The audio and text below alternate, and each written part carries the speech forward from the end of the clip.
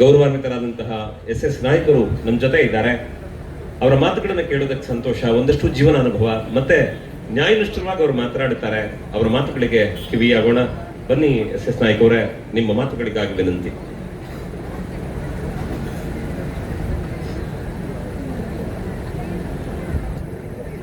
ಎಲ್ಲರಿಗೂ ನಮಸ್ಕಾರ.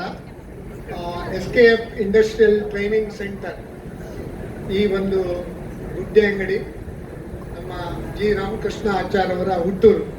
ಇಲ್ಲಿ ಒಂದು ಭವ್ಯವಾದ ಒಂದು ಕಟ್ಟಡ ಮಾತ್ರ ಅಲ್ಲ, ಎಲ್ಲ ಒಳ್ಳೆ ಇನ್ಫ್ರಾಸ್ಟ್ರಕ್ಚರ್ ಸಮೇತ ಉದ್ಘಾಟನೆಗೊಂಡಿದೆ ಅಂತ ಹೇಳಲಿಕ್ಕೆ ಬಹಳ ಒಂದು ಹೆಮ್ಮೆ ಆಗ್ತದೆ. ಈ ಕಾರ್ಯಕ್ರಮಕ್ಕೆ ಬಂದ ನಮ್ಮ ವೇದಿಕೆಯಲ್ಲಿರುವ ಎಲ್ಲ ಗಣ್ಯರೇ ಹಾಗೂ ಇಲ್ಲಿ ಡಾಕ್ಟರ್ ಜಿ ರಾಮಕೃಷ್ಣ ಆಚಾರ್ ಅವರ ಒಂದು ಈ ಕಾರ್ಯಕ್ರಮಕ್ಕೆ ಬಂದ ಅವರ ಅಭಿಮಾನಿಗಳೇ, ನನಗೆ ಬಹಳ ಒಂದು ಹೆಮ್ಮೆ ಆಗ್ತದೆ. ಯಾಕಂದ್ರೆ ರಾಮಕೃಷ್ಣ ಆಚಾರ್ ಮತ್ತೆ ನಮ್ಮ ಒಡನಾಟ ಕೇವಲ 32 ವರ್ಷಗಳು ಮಾತ್ರ, 3 ದಶಕಗಳ ಒಡನಾಟ. ಇವತ್ತು ನಮ್ಮ ಸುಧಾಕರ್ ಶೆಟ್ಟರ್ ಅವರು ಈಗ ಹೇಳಿದ್ರು ಕವಿ ಮತ್ತೇನೆಲ್ಲ ಬರ್ಕೊಂಡಿದ್ದಾರೆ ಅಂತೇಳಿ. ನಾನು ಬರ್ಕೊಂಡದಂದ್ರೆ ನನ್ನ ಒಂದು ತತ್ವ ಏನಂದ್ರೆ, ಯಾರು ಏನು ಹೇಳಿದ್ರು ಅದನ್ನು ನಾನು ಒಂದು ಪಾಯಿಂಟ್ ಬರ್ಕೊಳ್ತೇನೆ.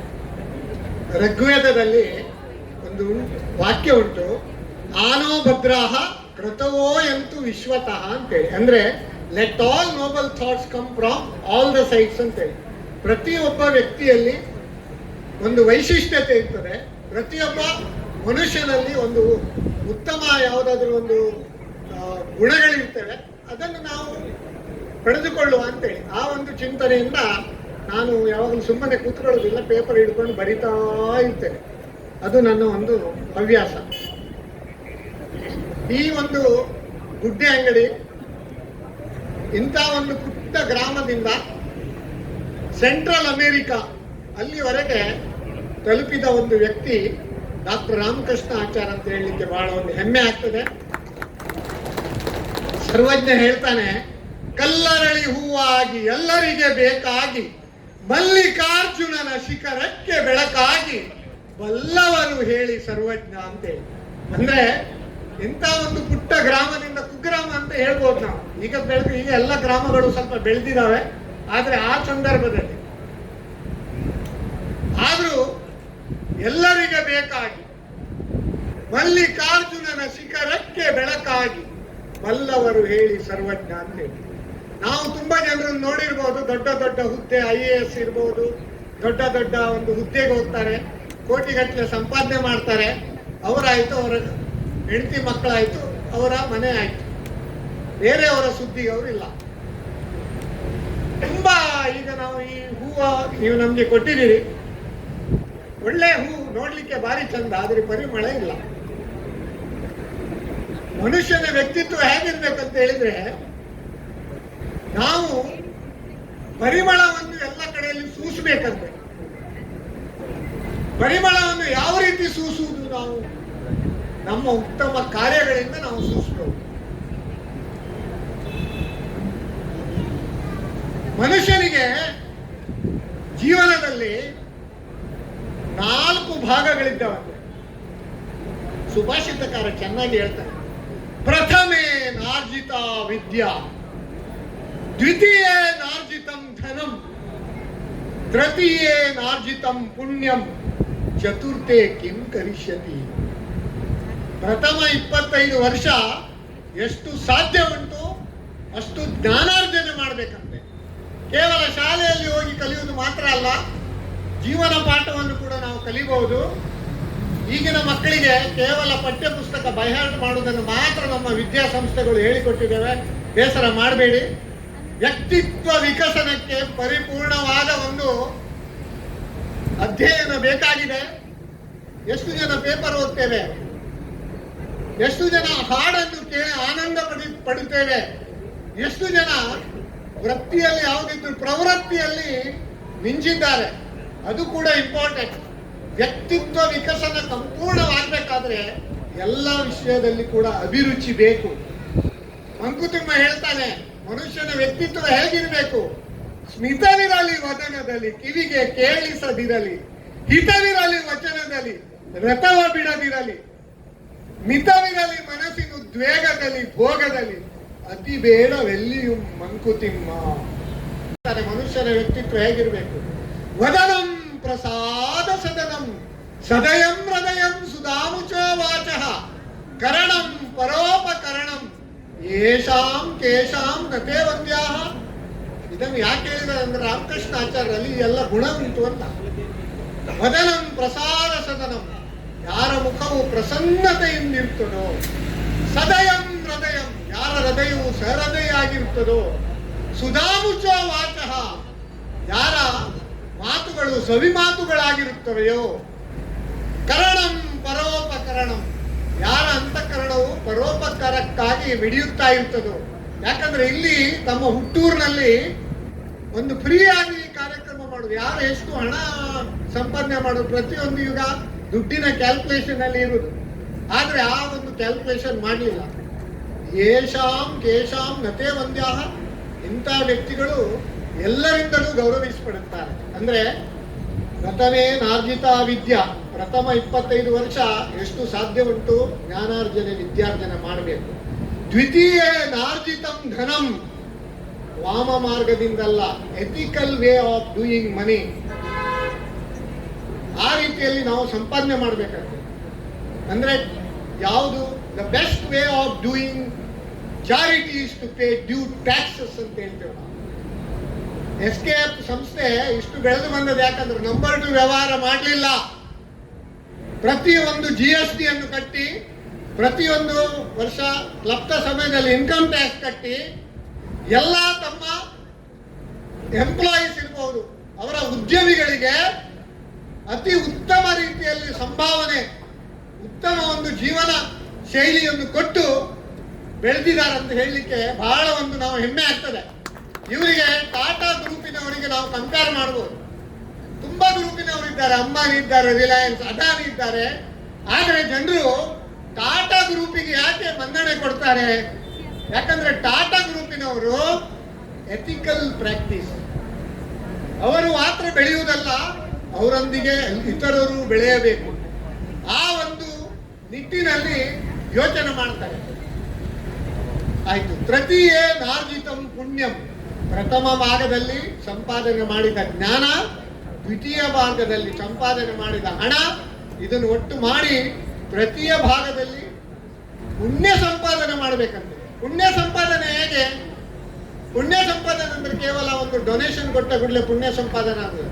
ನೀವು ವಿದ್ಯಾರ್ಜನೆ ಮಾಡಿದ ಕೂಡಲೇ ಅದು ಪುಣ್ಯ ಸಂಪಾದನೆ. ಹೇಳ್ತೇವೆ ನೋಡಿ, ಅನ್ನದಾನಂ ಪರಂ ದಾನಂ ವಿದ್ಯಾದಾನಂ ಅತಃ ಪರಂ ಅನ್ನೇನ ಕ್ಷಣಿಕಾ ತೃಪ್ತಿ ಯಾವತ್ ಜೀವಂಚ ವಿದ್ಯೆಯ ಅಂತೇಳಿ. ನಮ್ಮ ಸುಧಾಕರ್ ಶೆಟ್ಟಿ ಅವರು ಇರ್ಬೋದು, ರಮೇಶ್ ಶೆಟ್ಟಿ ಇರ್ಬೋದು, ಮೋಹನ್ ಆಳ್ವರ್ ಇರ್ಬೋದು, ವಿದ್ಯಾರ್ಜನೆಯ ಮುಖಾಂತರ ಅವರು ಪುಣ್ಯ ಸಂಪಾದನೆ ಮಾಡ್ತಾ ಇದ್ದಾರೆ. ಅದೇ ರೀತಿ ರಾಮಕೃಷ್ಣ ಆಚಾರ್ಯವರು ಒಂದು ಅನೇಕ ಸಾವಿರಾರು ಜನರಿಗೆ ಒಂದು ಉದ್ಯೋಗ ನೀಡಿ ನಮ್ಮ ಇಡೀ ಪ್ರಪಂಚದಾದ್ಯಂತ ಶುದ್ಧ ಕುಡಿಯುವ ನೀರು, ಶುದ್ಧ ಆಹಾರ ಅದನ್ನು ಒದಗಿಸುವ ಘಟಕಗಳನ್ನು ಮಾಡ್ತಾ ಇದ್ದಾರೆ. ಅದರಿಂದ ಹಣ ಮಾಡ್ತಾರೆ. ಯಾವುದೇ ಸರಾಯಿ ಅಂಗಡಿ ಇಟ್ಟು ಅಥವಾ ಒಂದು ಬಾರ್ ಅಂಡ್ ರೆಸ್ಟೋರೆಂಟ್ ಇಟ್ಟು ಸಂಪಾದನೆ ಅಲ್ಲ. ಆದ್ರಿಂದ ಪುಣ್ಯ ಸಂಪಾದನೆ ಅಂದ್ರೆ ಆ ರೀತಿ.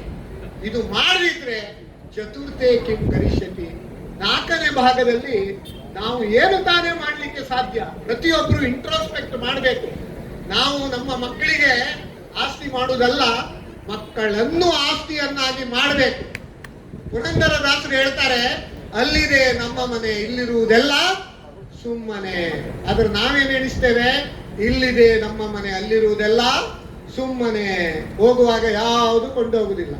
ಆದ್ರೆ ನಮ್ಮ ಮನಸ್ಸಿನಲ್ಲಿ ಮಾತ್ರ ಇಲ್ಲಿದೆ ನಮ್ಮ ಮನೆ, ಅಲ್ಲಿರುವುದೆಲ್ಲ ಸುಮ್ಮನೆ ಅಂತೇಳಿ ಇವ್ರು ಹೇಳಿದ್ರು. ನಮ್ಮ ಸುಧಾಕರ್ ಶೆಟ್ಟಿ ಅವರು, ನಾವು ಯಾವ ಮಾಡೆಲ್ ಕಾರಲ್ಲಿ ತಿರುಗ್ತೇವೆ ಅಂತ ಜನ ನೋಡ್ತಾರೆ, ಅದರ ಹಿಂದೆ ಎಷ್ಟು ಕಷ್ಟಪಟ್ಟಿದ್ದೇವೆ ಅಂತ ನೋಡುದಿಲ್ಲ ಅಂತ. ಅದಕ್ಕೆ ಹೇಳ್ತೇವೆ ನಾವು, ಸಾಧನೆಯ ಹಾದಿಯಲ್ಲಿ 100 ಮುಳ್ಳುಗಳು. ಸಾಧನೆಯ ಹಾದಿಯಲ್ಲಿ ಈ ರೀತಿ ರೆಡ್ ಕಾರ್ಪೆಟ್ ಇಲ್ಲ. ಇಲ್ಲಿ ಮಾತ್ರ ಸಮಾರಂಭಕ್ಕೆ ರೆಡ್ ಕಾರ್ಪೆಟ್. ನಮ್ಮ ನಿಜ ಜೀವನದಲ್ಲಿ ಸಾಧನೆಯ ಹಾದಿಯಲ್ಲಿ 100 ಮುಳ್ಳುಗಳು.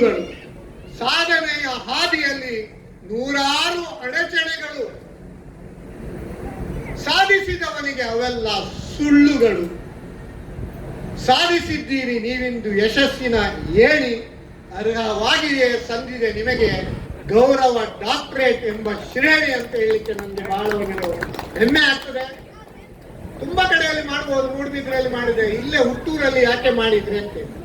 ಶ್ರೀರಾಮಚಂದ್ರ ಸ್ವರ್ಣ ಲಂಕೆಯನ್ನು ಗೆದ್ದ ಕೂಡಲೇ ತಮ್ಮ ಲಕ್ಷ್ಮಣ ಹೇಳ್ತಾರಂತೆ, ಅಣ್ಣ ಸೀತಾಮಾತೆ ನಮ್ಗೆ ಸಿಕ್ಕಿದ್ದಾಳೆ, ಸಂಪದ್ಭರಿತ ಶ್ರೀಲಂಕಾ ರಾಷ್ಟ್ರ ಉಂಟು, ದುಷ್ಟ ರಾಕ್ಷಸರು ರಾವಣ ಸಂಹಾರ ಆಗಿದೆ, ಭರತ ಅಯೋಧ್ಯೆಯಲ್ಲಿ ರಾಜ್ಯಭಾರ ಮಾಡ್ತಾ ಇದ್ದಾನೆ, ಅವನಿಗೆ ಹೋಗಿ ನಾವು ತೊಂದರೆ ಕೊಡುದು ಬೇಡ, ನಾವು ಇಲ್ಲೇ ನೆಲೆಸಬಹುದಲ್ಲ ಅಂತೇಳಿ ಹೇಳ್ತಾರೆ. ಯಾಕಂದ್ರೆ ಮಾರ್ವಾಡೀಸ್ ಮತ್ತೆ ಗುಜರಾತಿ ಅವರಿಗೆ ಊರು ಅನ್ನೋದಿಲ್ಲ, ಯಾವ ಊರಲ್ಲಿ ವ್ಯವಹಾರ ಮಾಡ್ತಾರೆ ಅದು ಅವ್ರದ್ದು ಊರು ಹೆಚ್ಚಾಗಿ ನಾನು ಹೇಳುದು.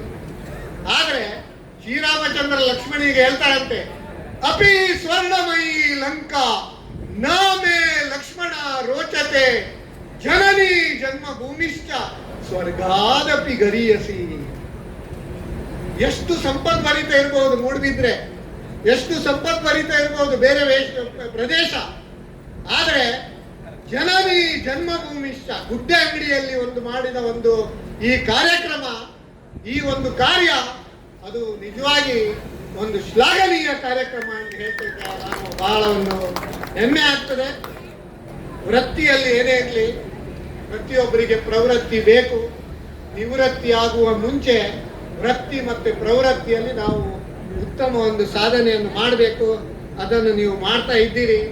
ಈಗ ನೀವು ಹೇಳಿದ್ರಿ SSLC ಯಲ್ಲಿ ಫೇಲ್ ಆದವರು ಕೂಡ ಇದಕ್ಕೆ ಜಾಯ್ನ್ ಆಗ್ಬೋದು, 8th ಆದವರು ಜಾಯ್ನ್ ಆಗ್ಬೋದು.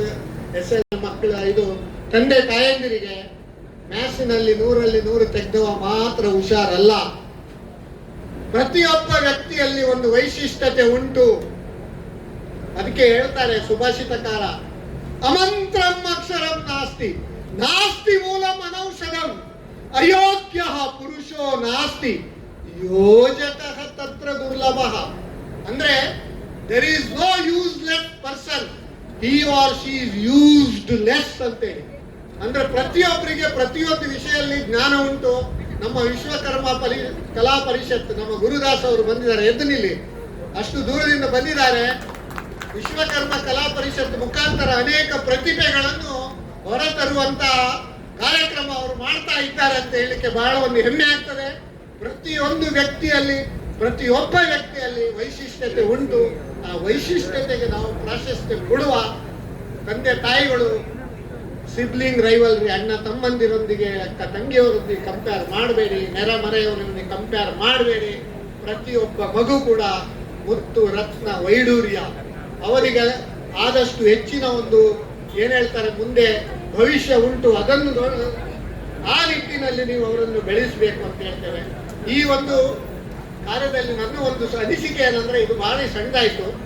ಈಗ ದೊಡ್ಡ ಒಂದು ಕ್ಲಸ್ಟರ್ ಅಪ್ರೋಚ್ ಅಂತ ಹೇಳಿ ಕೇಂದ್ರ ಸರ್ಕಾರದಿಂದ 5 ಕೋಟಿವರೆಗೆ ಗ್ರಾಂಟ್ ಸಿಗ್ತದೆ ಕ್ಲಸ್ಟರ್ ಅಪ್ರೋಚ್ ಮಾಡಿದ್ರೆ. ಈಗ ರೆಡಿಮೇಡ್ ಗಾರ್ಮೆಂಟ್ಸ್ ಬಗ್ಗೆ ನಾನು ಹೇಳಿದೆ, ನೀವು ಹೇಳಿದ್ರಿ 27 ರಾಷ್ಟ್ರಗಳ ಒಕ್ಕೂಟ, ಯುರೋಪಿಯನ್ ಯೂನಿಯನ್, ವರ್ಸುಲಾ ಅಂತೇಳಿ ಅವರು ಬಂದು ಮೋದಿ ಅವರೊಟ್ಟಿಗೆ ಒಂದು ಒಡಂಬಡಿಕೆ ಮಾಡಿದ್ದಾರೆ, ಫ್ರೀ ಟ್ರೇಡ್ ಅಗ್ರಿಮೆಂಟ್. ಇಲ್ಲಿಂದ ನೀವು ರಫ್ತು ಮಾಡುವ ಅವಕಾಶ ಉಂಟು.